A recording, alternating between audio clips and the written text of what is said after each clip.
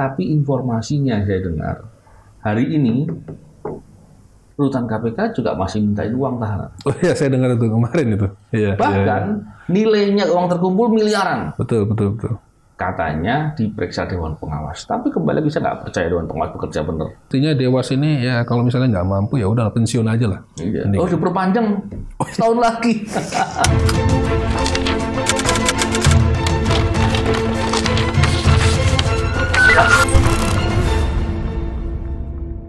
Bismillahirrahmanirrahim. Assalamualaikum warahmatullahi wabarakatuh. Salam integritas anti korupsi. Alhamdulillah hari ini saya kembali berbincang mengenai masalah pemberantasan korupsi. Kali ini saya ditemani lah ya oleh kawan di adik kelas saya di Akpol dulu dan penyidik handal KPK. Rizka Anung Nata. Wah, Assalamualaikum. Assalamualaikum warahmatullahi wabarakatuh. Apa kabar, Nung? Sehat Bang, alhamdulillah. Saya itu ngajak kawan satu ini ngobrol ini effortnya besar sekali, tapi akhirnya bisa ngobrol. Tapi untuk kebaikan kita mesti bicara, Nung. Siap. Beberapa waktu yang lalu kita akan dengar nih cerita tentang kebocoran di KPK yang diduga dilakukan oleh pimpinan KPK Firly Bahuri. Walaupun prosesnya katanya sedang berjalan, tapi nggak tahu sampai di mana. Tapi itu satu soal ya. Yang kita perlu lihat adalah, Anung ingat nggak dulu ketika kita masih di KPK, kita pernah nangani suatu perkara di Sumatera Utara ya. Di daerah mana tuh? Labuhan ya. Labuhan Batu Utara. Labuhan Batu. Ketika di sana kan kita saat melakukan penggeledahan menemukan adanya komunikasi atau informasi yang kita peroleh dari alat komunikasi dan menggambarkan adanya orang KPK yang kemudian bermain perkara dengan cara membocorkan informasi. Ya. Dan ternyata membocorkan informasinya dapat uang. Betul. Akhirnya karena kewajiban dan tentunya dalam rangka menegakkan integritas dan tentunya sebagai sikap anti korupsi, kita laporkan informasi itu untuk diproses. Betul. Dan akhirnya dapatlah salah satunya namanya Robin. Walaupun kita dapat informasi di persidangan katanya ada beberapa pihak yang lain, walaupun nggak diusut kan. Ya. Jadi kita khawatir, bahkan lebih dari khawatir, kita yakin bahwa hal-hal begini terjadi dan ada pihak-pihak lain yang belum sampai diusut. Selain itu kita tahu bahwa kasusnya Lili Pintauli contohnya, ketika diduga menerima gratifikasi tiket dan sarana-prasarana untuk perjalanan nonton ya MotoGP di Mandalika, itu kan yang dapatnya bukan satu kan. Ya. Saya informasi apakah 10 apakah 12 gitu. Dan tentunya nggak mungkin dia pakai 12 tiket sekaligus ya, pasti ada pihak lain dan itu nggak diusut juga loh Dewan Pengawas. Beberapa waktu lainnya kita juga mendapat informasi bahwa ada laporan PPATK yang berkaitan dengan penyidik di KPK dan kemudian tidak diusut, padahal nilainya besar sekali. Saya khawatir yang begini-begini justru malah merusak, malah kemudian orang-orang yang ada di KPK dengan komitmen sebaliknya dari memberantas korupsi, justru malah bisa leluasa terus berbuat. Ya.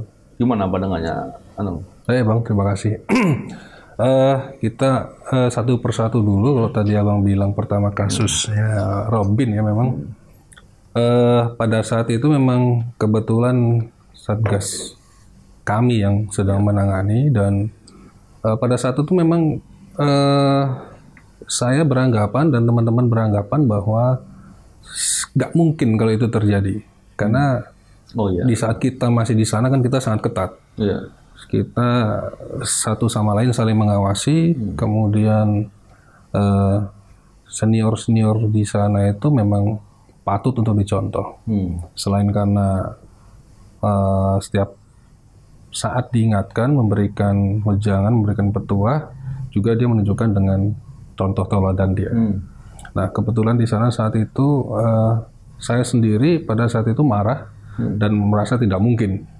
Tapi kenyataannya ya memang terjadi, dan kewajiban kita saat itu kita kumpulkan bukti dan kita laporkan. Dan sampai dengan penyidikan dan kemudian dihukum. Itu perbuatannya berhubungan dengan berapa kasus itu? Dan uang yang diterima berapa yang bisa dibuktikan? Saya agak lupa Bang ya. Cuman kalau kita melihat Robin ini walaupun dia bukan menangani perkara yang terkait, tapi dia begitu berani untuk menjadi kayak semacam calon atau penghubung atas beberapa perkara lainnya. Kita tahu dia selain kasus yang dia tangani juga kita pernah mendengar bahwa dia juga telah menerima beberapa uang ataupun gratifikasi. Dan kebetulan di kasus saya ketika ada informasi itu saya langsung sampaikan kepada pihak yang memberikan suap. Saya bilang kalau misalnya itu terkait dengan perkara ini, kamu apa prestasi yang disampaikan oleh Robin itu apa?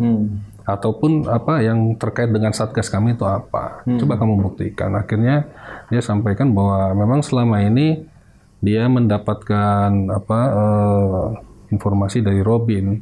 Jadi ya dengan terpaksa memang kita laporkan. Dan menurut saya ada beberapa peristiwa lain yang mestinya dibongkar oleh pihak KPK, dalam ini mungkin Dewas ya. Ataupun bisa dinaikkan di perkembangan penyidikan. Dewas pastinya akan di-follow up lagi, mestinya kalau ada jelas pidananya, di-follow up dalam penanganan perkara korupsinya. Betul Bang. Kemudian kasus 2 Lili Pintauli juga, ya kemarin itu memang syukur dia alhamdulillah dia kena di kasus berikutnya. Sebenarnya kan ada beberapa peristiwa sebelumnya terkait dengan peristiwa yang melibatkan Robin juga, tapi beda frame-nya, beda. Tapi Dewas nggak mau kerja benar-benar. Betul, kita juga laporkan itu, ternyata mau buktinya yang matang-matang ya. Iya, betul. Kalau buktinya nggak konkret, nggak matang, dia nggak mau menggali sendiri. Iya, betul. Jadi kacau memang kalau yang begitu. Dan gini dong, kalau kita melihat dari beberapa kasus di KPK ya. Tentunya ketika ada informasi seorang penyidik ada transaksi yang nilainya sampai puluhan bahkan ratusan miliar, ini kan dahsyat. Yang masalah lagi adalah nggak diusut tuntas. Betul. Terus kita mau apa yang begitu? Betul. Makanya kita dalam banyak kesempatan saya menyampaikan dengan dengan lugas. Bahkan dalam beberapa hal dikatakan orang dengan keras. Kita mau bicara apa lagi kalau yang seperti ini saja nggak diusut? Betul Bang. Jadi mungkin Abang pernah beberapa kali sampaikan bahwa teman-teman di KPK ini sekarang masih banyak yang baik. Tapi ketika mungkin mereka melihat ada semacam pembiaran, atau bahkan yang lebih parah, dugaannya kan ini pimpinan-pimpinan ini juga melakukan hal-hal yang seperti itu. Banyak perbuatan-perbuatan etik, perbuatan-perbuatan cenderung atau dugaan pidana yang selama ini kita kita sampaikan ke publik, ini dibiarkan. Ini mungkin bagi teman-teman yang di sana melihat seperti ini kok semacam kebal dan membuat mereka mungkin pasif ya, jadi males lah. Ngapain juga kita laporkan seperti ini karena membiarkan. Ini mungkin Bang yang kacau ya. Belum lagi melapor pasti ada resiko kan. Betul. Resiko dimusuhi, diserang balik kan. Ya bisa jadi Bang. Bisa jadi. Dan ini, faktanya banyak gitu. Saya justru malah gini ya. Terkait dengan masalah yang pembocoran dokumen ESDM yang sekarang sedang dilakukan penyidikan. Saya nggak tahu di Polda Metro atau di Barreskrim. Masalahnya adalah sudah separah itu KPK-nya nggak ngapa-ngapain. Dewan pengawasnya diam saja loh. Kalau nanti ternyata penanganannya juga nggak jelas kan mau ditaruh di mana lagi. Bukan hanya sekedar pidana loh. Bukan hanya terkait dengan pidana menerima uang. Kalau membocorkan dokumen nggak terima uang ya ngapain? Ya kan? Emang mau iseng? Mau hobi nge-share surat.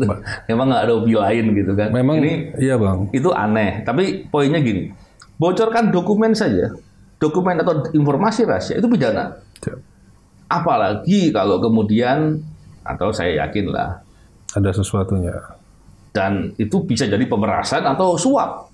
Walaupun itu masih dibuktikan ya. Betul. Karena pembuktian harus seperti itu. Tapi kan membiarkan saja problem. Dari sisi etik terang. Pidana formilnya ada, materialnya ada. Formil maksudnya berbuat saja sudah dianggap sebagai perbuatan selesai. Ya. Atau material ketika melihat bahwa berbuat sesuatu tadi membocorkan ternyata ada imbalannya gitu barangkali kan. Betul. Itu material. Jadi sevulgar itu, separah itu, terus kemudian tidak terdengar ada langkah-langkah investigasi atau pengungkapan yang sungguh-sungguh. Ini saya nggak ngerti mau ngomong apa lagi. Ya memang kalau pembocoran dokumen yang SDM itu Bang, ya kita kalau jelek-jeleknya masih berharap pada Dewas gitu ya.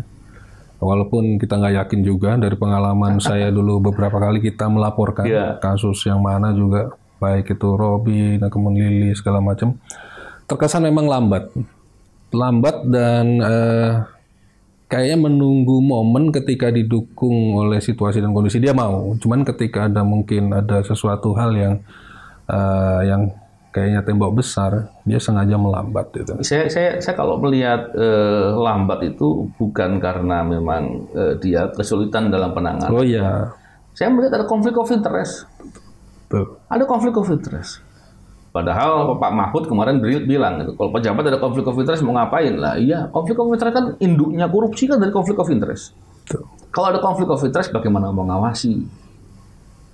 Masa sih nggak terganggu ketika contohnya Firly Bahuri ngomong di DPR dengan bukti-bukti yang bohong, artinya yang dipaparkan nggak benar. Yeah. Jadi apa ya? Separah itu kita bukan hanya kemudian melihat KPK tidak bisa bekerja saja gitu ya. Atau tidak bisa bekerja efektif. Tapi lebih dari itu. Justru kita khawatir karena ada dugaan-dugaan perbuatan kejahatan tidak pidana korupsi yang dilakukan oleh beberapa pejabatnya. Ini yang lebih bahaya.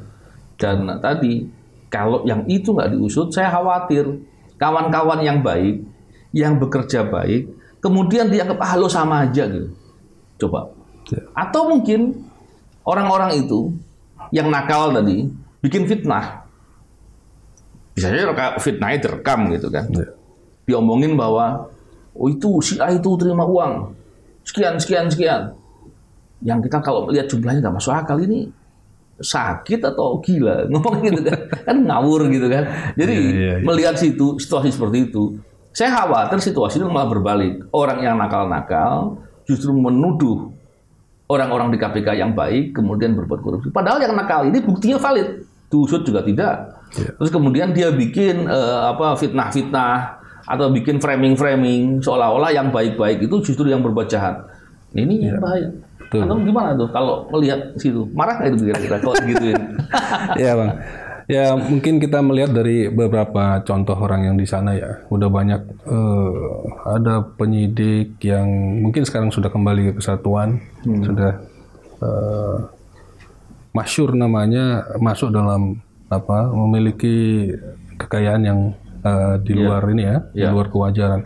Ini saya sempat mendengar bahwa mestinya ini diproses dan diberlakukan hukuman yang setimpal, tapi malah dipromosikan menjadi itu yang ngaco. Dan itu ya kalau kita melihat dari situ saja berarti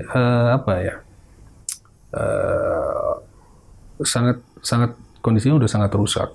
Apalagi kalau misalnya mereka langsung menyerang balik orang-orang yang peduli terhadap peristiwa-peristiwa ini, kita kritisi, kemudian dia menyerang balik, dan itu ditunggangi oleh beberapa kepentingan lain gitu kan. Itu sangat-sangat berbahaya sekali.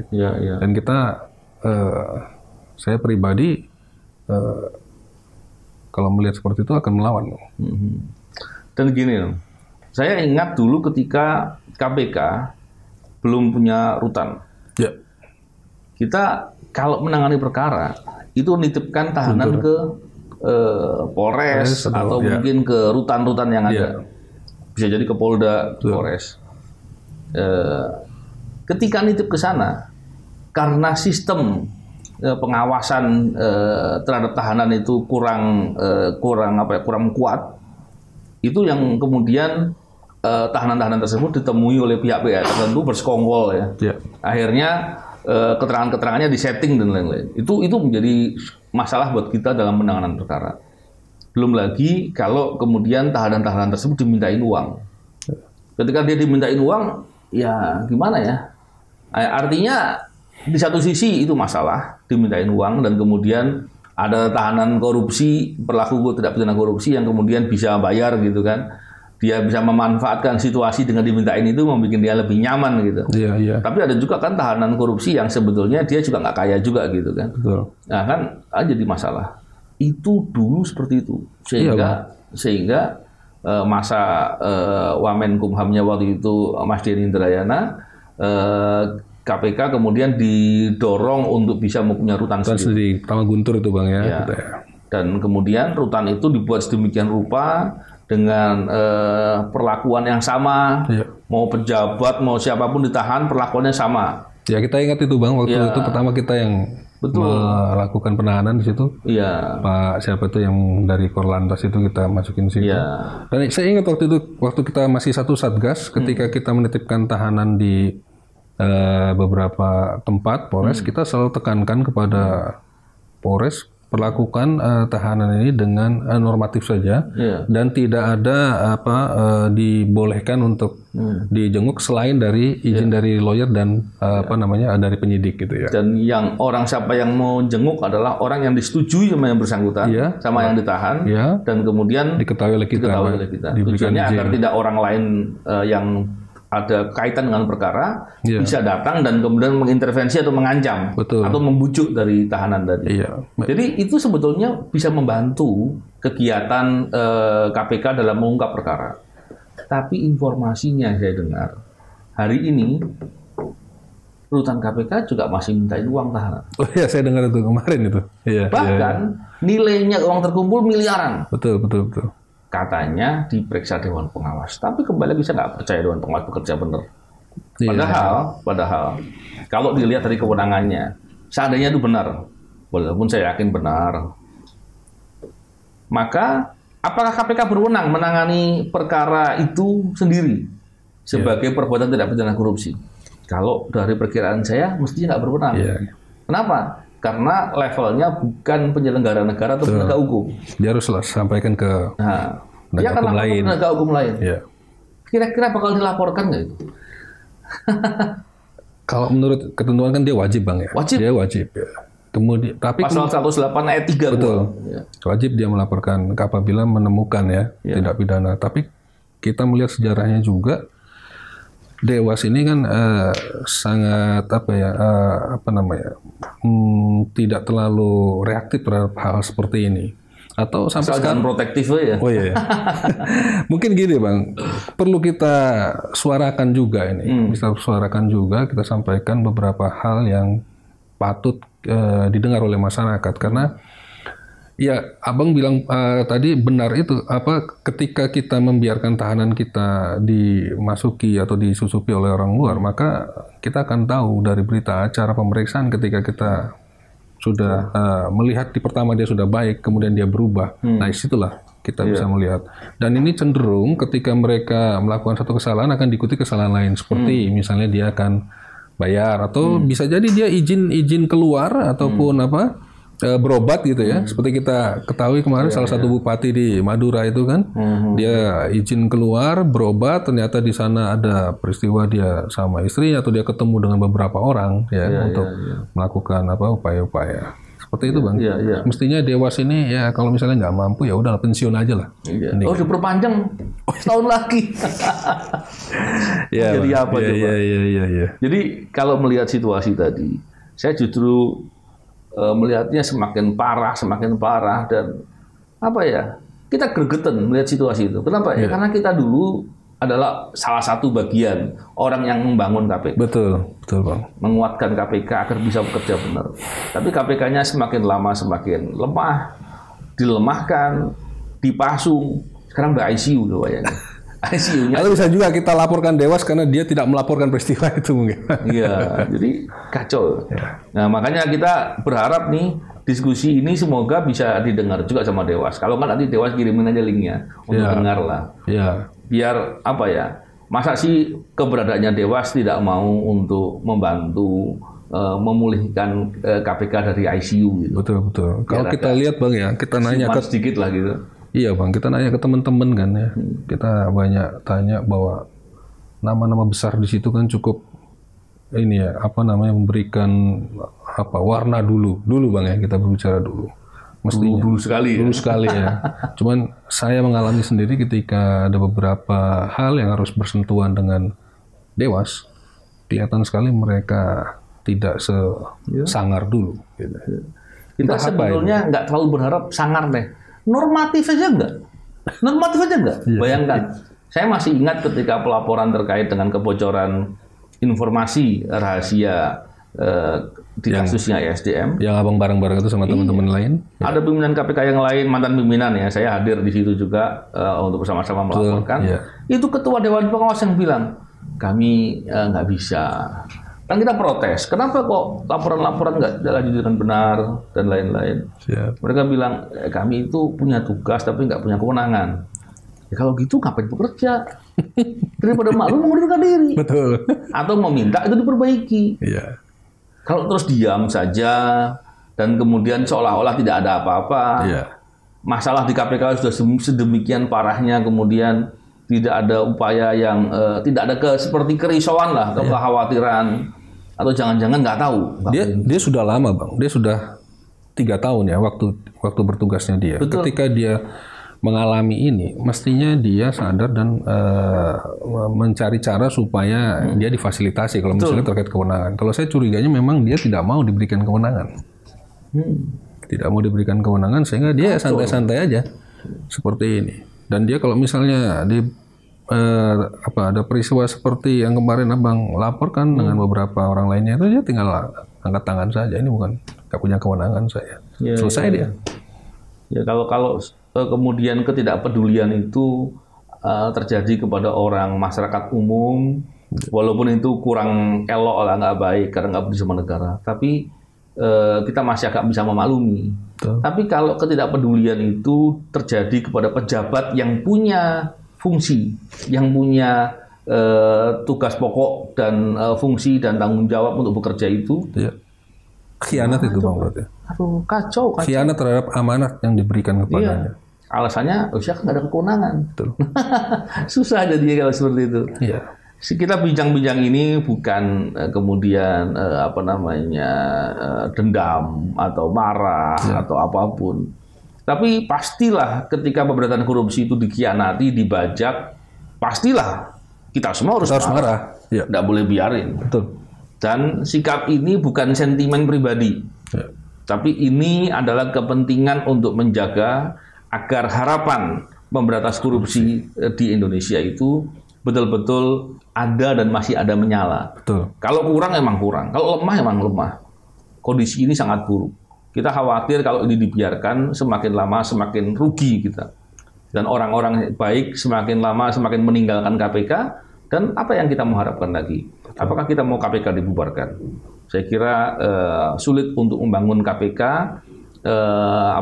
untuk bisa punya mandat dan punya tugas dan diisi oleh orang-orang yang baik dalam rangka memberantas korupsi. Betul. Saya kira itu, Nung. Terima kasih atas diskusinya. Semoga yang kita bincangkan bisa mendatangkan suatu kemanfaatan dan kebaikan. Amin. Dan didengar Bang ya. Dan didengar. Salam integritas, anti korupsi. Assalamualaikum warahmatullahi wabarakatuh.